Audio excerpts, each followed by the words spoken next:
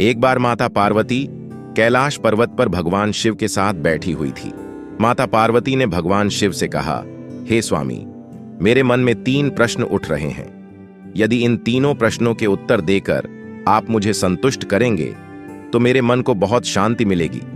तब शिव जी ने कहा, हे देवी, आखिर तुम्हारे कौन से 3 प्रश्न हैं? तो पार्वती कहती है, स्वामी, मेरा पहला प्रश्न है कि कौन सी स्त्री के भाग्य में पुत्र नहीं होता है, और मेरा दूसरा प्रश्न है कौन सा गहना पहनने से स्त्री की दर्दनाक मौत होती है, और मेरा तीसरा प्रश्न है कि स्त्री का कौन सा श्रृंगार उसे स्वर्ग में स्थान दिलाता है। तब शिव जी ने कहा, देवी, यह तुम्हारे तीनों प्रश्न महत्वपूर्ण हैं। जो भी व्यक्ति इन तीनों प्रश्नों के उत्तर समझकर इस पर्याप्त ज्ञान को अपने जीवन में उतार लेता है तो उसे जीवन में सुख की प्राप्ति होती है। शिव जी ने कहा, देवी, अब मैं तुम्हें तुम्हारे तीनों प्रश्नों के उत्तर एक कहानी के माध्यम से देता हूं। इस कहानी के माध्यम से तुम इन तीनों प्रश्नों के उत्तर ठीक तरह से समझ पाओगी। ध्यान लगाकर सुनना। पार्वती कहती है, ठीक है स्वामी, मैं आपको वचन देती हूं। जब तक आप कहानी सुनाओगे तब तक मैं कहानी बड़े ही ध्यान से सुनूंगी। आप कृपा करके कहानी प्रारंभ कीजिए। शिव जी ने कहा, देवी, किसी राज्य में एक छोटा सा नगर था। उस नगर में एक सेठ रहता था। उस सेठ के 2 बेटे थे और सेठ के बेटी की शादी भी हो चुकी थी। सेठ की पत्नी और सेठ के बड़े बेटे दोनों का स्वभाव दुष्ट प्रवृत्ति का था। इसीलिए सेठ की पत्नी अपने बड़े बेटे की पत्नी से बहुत ही ज्यादा प्यार करती थी, मगर छोटे बेटे की पत्नी जो थी वह बड़े ही अच्छे स्वभाव की थी और वह एक पतिव्रता स्त्री भी थी और पूरे घर का कामकाज भी वह अकेली ही करती थी। इतना कुछ होने पर भी सेठ की पत्नी और बड़े बेटे की पत्नी छोटी बहू का हमेशा ही अपमान करती रहती थी। शिव जी ने कहा, देवी, सेठ के बड़े बेटे की बहू को एक बेटा था और छोटी बहू को एक बेटी थी। सेठ की पत्नी हमेशा पुत्र को लेकर छोटी बहू को मारती रहती थी, लेकिन वह क्या कर सकती थी, वह हमेशा उनके ताने सुनती रहती थी। तब भगवान शिव कहते हैं, हे देवी, अब मैं तुम्हें छोटी बहू की कहानी अच्छी तरह से समझाता हूं। इस कहानी से तुम्हें तुम्हारे पहले प्रश्न का उत्तर मिल जाएगा। तुम्हारा पहला प्रश्न था कि कौन सी स्त्री के भाग्य में पुत्र की प्राप्ति नहीं होती है। तब भगवान शिव कहते हैं, देवी, उस सेठ की जो पत्नी थी वह पहले से ही बड़ी दुष्ट थी। उसके कुटिल स्वभाव से सभी घर वाले बहुत ही ज्यादा परेशान थे, परंतु अपनी सीधी साधी छोटी बहू को वह कुछ ज्यादा ही परेशान करती रहती थी। उसको सताने में उसको बहुत ही ज्यादा आनंद आता था। सेठ के छोटे बेटे की पत्नी का नाम गीता था। बेचारी गीता सुबह जल्दी ही उठकर अपने कामकाज में लग जाती थी। इतना करने पर भी सेठ की पत्नी की निगाहों में खटकती रहती थी। एक दिन की बात है, गीता घर पर झाड़ू लगा रही थी तो सेठ की पत्नी बोली, क्या तेरे हाथों में जान नहीं है? जल्दी जल्दी हाथ चला, मैं मंदिर जा रही हूं। मेरे मंदिर से लौटने से पहले खाना बनाकर तैयार रखना। बेचारी गीता करती भी तो क्या, वह अपनी सास की बातों को सुनती रही और घर की सफाई करने के बाद गीता खाना बनाने में लग गई। खाना बनाते समय वह मन में सोच रही थी कि मैं इतना काम करने के बाद भी एक पल के लिए चैन की सांस नहीं ले पाती हूं और मेरी सासू मां हर समय मेरे काम में कोई ना कोई गलती निकालती रहती है। गीता यह सब सोच ही रही थी कि जितने में दरवाजा खटखटाने की आवाज आई तो गीता ने सोचा कि अभी तो भोजन तैयार ही हुआ है, लगता है मेरी सासू मां जल्दी ही लौट आई हैं। जब गीता ने दरवाजा खोला तो उसने देखा कि बाहर दरवाजे पर एक साधु महात्मा खड़े हैं। वह साधु महात्मा गीता से कहता है, बेटी, तेरा सुहाग अमर रहे, बाबा को थोड़ा भोजन करा दे, मुझे बड़ी जोर से भूख लग रही है। शिव जी ने कहा। देवी गीता बहुत ही सुशील और संस्कारी थी। उसने सोचा कि साधु को भोजन करा तो दूं, परंतु यदि मेरी सासू मां आ गई तो मेरी खैर नहीं। फिर कुछ देर तक सोच विचार करने के बाद में उसने साधु को भोजन करने के लिए अंदर आने को कहा और उसी समय गीता के मन में विचार आया कि सासू मां से डरना कैसा। यदि मेरी सासू मां अभी जाएगी और मुझसे कुछ कहेगी तो मैं उनसे कह दूंगी कि मैं अपने हिस्से का भोजन इन साधु को दे रही हूं। शिव जी ने कहा, देवी, फिर ऐसा सोच करके गीता साधु को अंदर ले गई और अतिथि धर्म का पालन करते हुए उस साधु को भोजन कराने लग गई। अब भी साधु भोजन कर ही रहा था कि गीता की सासू मां आ गई और फिर साधु को घर के अंदर बैठा भोजन करते देख के उसका गुस्सा 7वें आसमान पर जा पहुंचा और एकदम से साधु महात्मा से कहने लगी कि यहां कोई भंडारा नहीं चल रहा है, हमारे घर से उठकर जल्दी से बाहर निकल जाओ। गीता ने अपनी सासू को रोकने की बहुत कोशिश की, परंतु उसने साधु को धक्के मारकर घर से बाहर निकाल दिया और उसका खाना उठाकर फेंक दिया। अब उसका क्रोध गीता पर टूट पड़ा और कहने लगी, मैंने तुझे कहा था कि अन्न का एक दाना भी बर्बाद मत करना, लेकिन तूने यह क्या किया? तूने इस साधु को इतना सारा अन्न खाने को दिया। शिव जी ने कहा, देवी, गीता डरती हुई बोली, मां जी, मैंने तो उसे अपने हिस्से का भोजन दिया था, इसमें इतना भला बुरा कहने की क्या बात है? अतिथि तो भगवान का रूप होता है और अतिथि धर्म का पालन तो हर गृहस्थ को करना चाहिए। शिव कहते हैं, इस प्रकार काफी देर तक सास बहू के झगड़ा चलता रहा और अंत में उस बदचलन सास ने गीता को भी धक्के मारकर घर से बाहर निकाल दिया।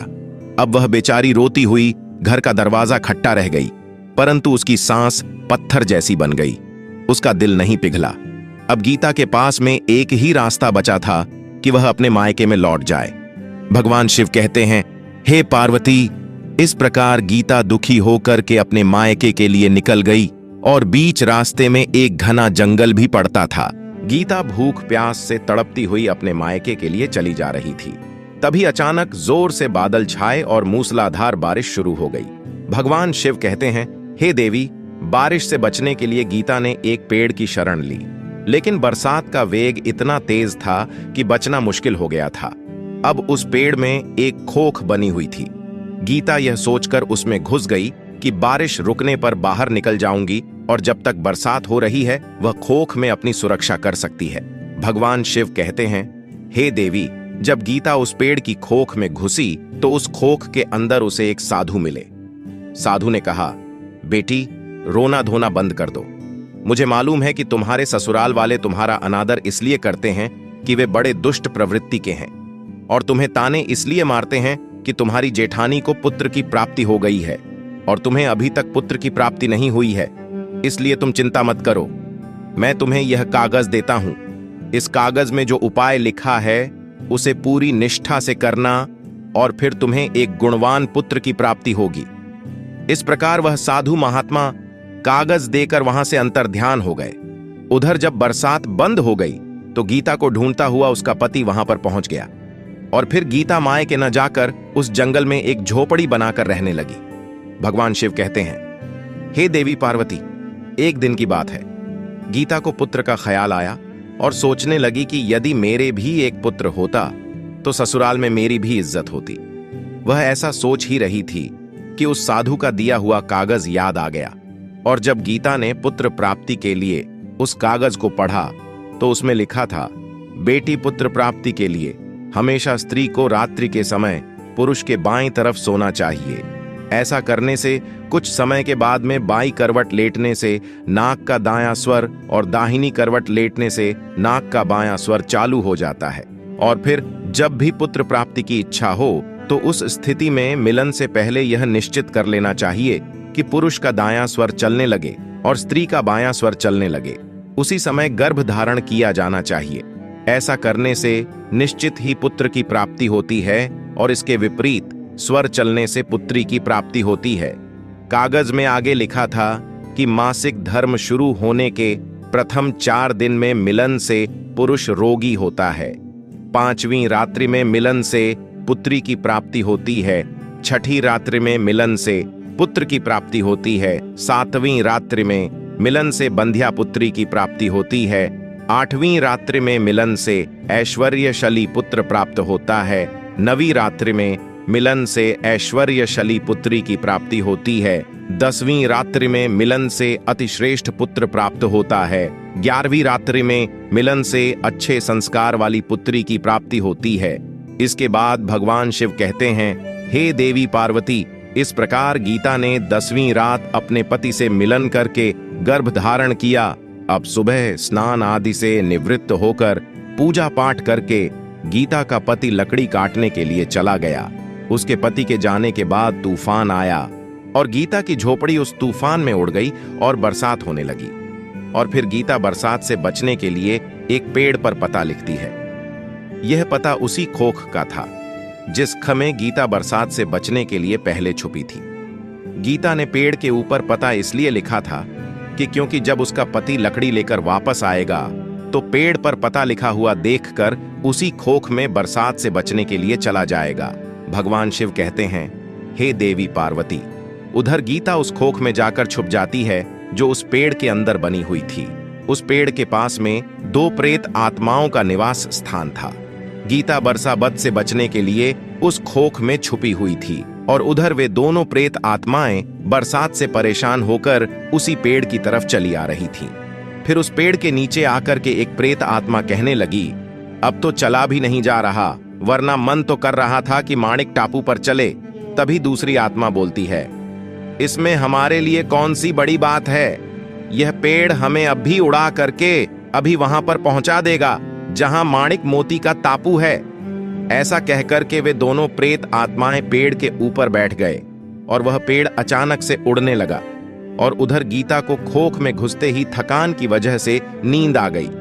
लेकिन पेड़ के उड़ने से लगने वाले झटके से गीता की नींद खुल गई और पेड़ को उड़ता हुआ देखकर कि वह अचानक से घबरा गई और गीता ने पेड़ की खोख से बाहर देखा तो पेड़ के ऊपर 2 प्रेत आत्माएं बैठी हुई थीं। इसलिए गीता ने परिस्थिति के साथ समझौता किया और सोचा कि जो होगा वह अच्छा ही होगा। फिर कुछ देर के बाद वह पेड़ माणिक टापू पर पहुंचा और नीचे उतर गया। उधर वे दोनों प्रेत आत्माओं को भूख लग रही थी, इसलिए वे दोनों शिकार की तलाश में निकल गई। भगवान शिव कहते हैं, हे देवी पार्वती। उन दोनों प्रेत आत्माओं के जाने के बाद में गीता खोख से बाहर निकली और उसने चैन की सांस ली। अब जैसे ही गीता ने माणिक टापू पर फैली रेत को देखा तो एकदम से आश्चर्यचकित हो गई। वह रेत चमक रही थी और जैसे ही गीता ने रेत को हाथ में उठाया तो खुशी से झूम उठी, अरे यह तो माणिक मोती की रेत है। और फिर गीता ने अपनी ओढ़नी के पल्लू में 4-5 किलो रेत बांध ली और जल्दी से आकर के उस पेड़ की खोख में छिप गई। भगवान शिव कहते हैं, हे देवी पार्वती। इधर गीता का उस खोख में जाना हुआ और उधर से वे दोनों प्रेत आत्माएं पेड़ पर वापस आ गईं और आकर के आपस में कहने लगी, आज तो भरपेट भोजन मिल गया, अब चलो वापस वहीं लौट चलते हैं जहां से हम आए थे। और फिर इस प्रकार थोड़ी ही देर में वह पेड़ उड़ करके उसी जगह पर पहुंच गया।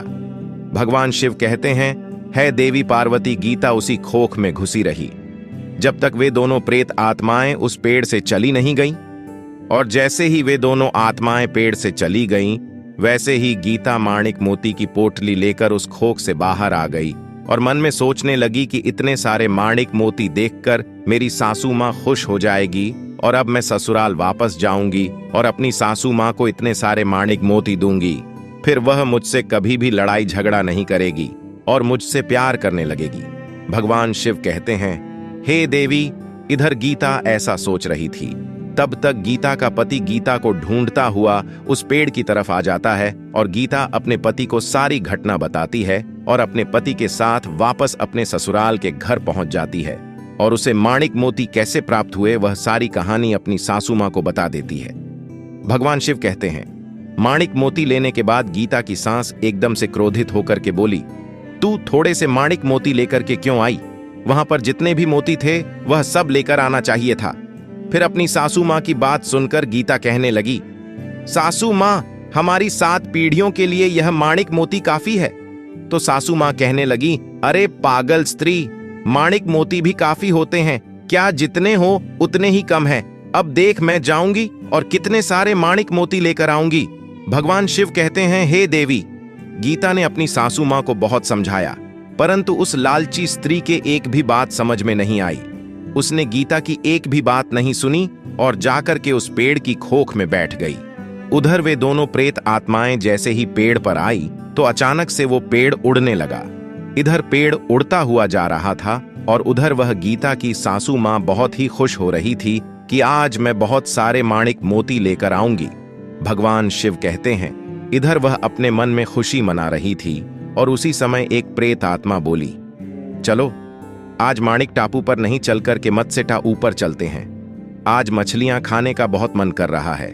और फिर जैसे ही प्रेत आत्माओं ने मछली खाने का मन बनाया तो वह पेड़ मत्स्य टापू पर चला गया। भगवान शिव कहते हैं, हे देवी पार्वती।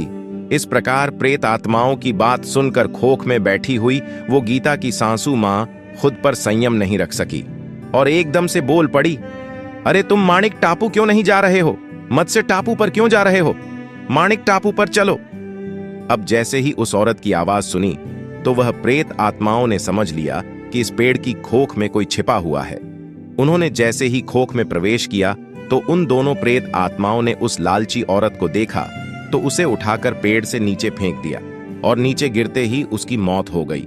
अब जैसे ही उसके घर वालों को पता चलता है तो उस औरत का पति यानी कि गीता का ससुर गीता के पास जाता है और उसे कहता है, बेटी, मैं तो उसे पहले से ही समझाता था कि तू ऐसा का मत कर, कभी किसी को भी लालच नहीं करना चाहिए और बहुएं तो बेटियों की तरह होती है, उन्हें प्यार देना चाहिए, मगर उसने मेरी एक भी बात नहीं मानी और आज उसे उसके कर्मों की सजा भगवान ने दे दी। भगवान शिव कहते हैं, हे देवी पार्वती, उधर गीता अपने पति के साथ में आनंद पूर्वक जीवन व्यतीत करने लगी। फिर कुछ समय गुजरने के बाद में गीता को एक गुणवान पुत्र की प्राप्ति हुई और पुत्र की प्राप्ति के बाद गीता की खुशी का ठिकाना नहीं रहा और वह भगवान का शुक्रिया अदा करने लगी। उधर सेठ के बड़े लड़के की बहू, जो हमेशा गीता को पुत्र को लेकर ताने मारती थी, जब गीता को पुत्र की प्राप्ति हो गई और उसे धन की भी प्राप्ति हो गई, उधर सेठ के बड़े लड़के और बहू के दिन गरीबी में गुजरने लगे तो सेठ की बड़ी बहू जाकर गीता के आगे हाथ जोड़ करके अपनी गलती की माफी मांगने लगी। गीता बहुत ही दयावान औरत थी, इसलिए उसने अपनी जेठानी को माफ कर दिया और जो भी माणिक मोती लेकर आई थी उसमें से कुछ माणिक मोती अपनी जेठानी को भी दे देती है। इस तरह वह पूरा परिवार अच्छे से जीवन यापन करने लगता है। इस प्रकार जब समय सुखपूर्वक व्यतीत होने लगा तो सेठ की बड़ी बहू का जो पुत्र था वह अवगुण था, इसलिए उसने सारा धन बर्बाद कर दिया और गीता का जो पुत्र हुआ था वह बहुत ही गुणवान पुत्र था। वह अपने जीवन में इतना आगे बढ़ा कि उसने अपने माता पिता का नाम रोशन कर दिया और फिर जब गीता और उसकी जेठानी का जीवन समाप्त हुआ तो गीता को स्वर्ग की प्राप्ति हुई और उसकी जेठानी को नरक में स्थान मिला। भगवान शिव कहते हैं, हे देवी पार्वती, तुम्हारा पहला प्रश्न था कि कौन सी स्त्री के भाग्य में पुत्र नहीं होता, तो सुनो, साधु के द्वारा दिए गए कागज के विपरीत जो कार्य करता है उसके भाग्य में पुत्र योग नहीं होता है। और तुम्हारा दूसरा प्रश्न था कि कौन सा गहना पहनने से स्त्री पुरुष की दर्दनाक मौत होती है, तो सुनो, वह है लालच रूपी गहना जो सेठ की पत्नी ने पहना था और खूब सारे माणिक मोती लाने के लिए खोख में घुस गई और प्रेत आत्माओं द्वारा नीचे फेंक दी गई लालच के कारण सेठ की पत्नी की दर्दनाक मौत हो गई। इसलिए लालच रूपी गहना कभी भी नहीं पहनना चाहिए।